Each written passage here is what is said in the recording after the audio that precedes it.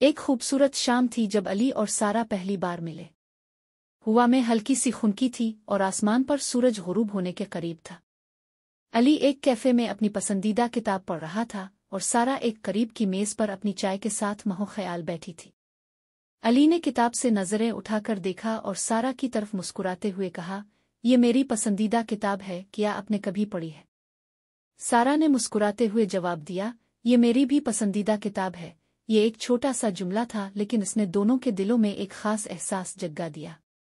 اس شام دونوں نے کتابوں، خوابوں اور زندگی کے بارے میں گھنٹوں بات کی۔ وقت کے ساتھ ان کی ملاقاتیں بڑھتی گئیں، کبھی کتابوں کی دکان پر، کبھی کسی پارک میں، اور کبھی ایک دوسرے کے خوابوں کو سننے کے لیے۔ علی کی باتوں میں ایک خلوص تھا اور سارا کی ہنسی علی کے لیے دنیا کا سب سے خوبصورت نغمہ بن چکی تھی۔ آہستہ آہستہ ان کی دوستی ایک گہری محبت میں تبدیل ہو گئی۔ علی نے اپنے دل کی بات کہنے کا فیصلہ کیا۔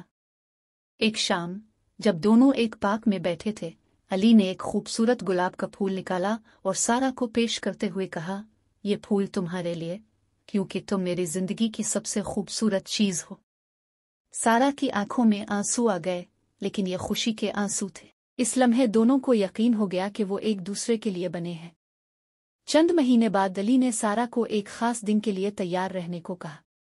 وہ اسے شہر کے باہر ایک خوبصورت جھیل کے کنارے لے گیا۔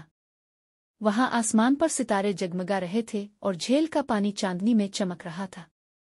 علی نے جیب سے ایک خوبصورت انگوٹھی نکالی اور کہا، کیا تم میری زندگی کی ساتھی بنو گی؟ سارا حیرت اور خوشی کے ملے جلے جذبات کے ساتھ مسکرائی اور فوراً ہاں وہ کہہ دیا۔ علی نے انگوٹھی اس کی انگلی میں پہنائی اور وہ لمحہ ہمیشہ کے لیے ان کی یادوں میں نقش ہو گیا۔ چند مہینے بعد دونوں نے اپنی شادی کی۔ یہ ایک سادہ مگر دلکش تقریب تھی جہاں ان کے قریب ترین دوست اور خاندان کے افراد موجود تھے۔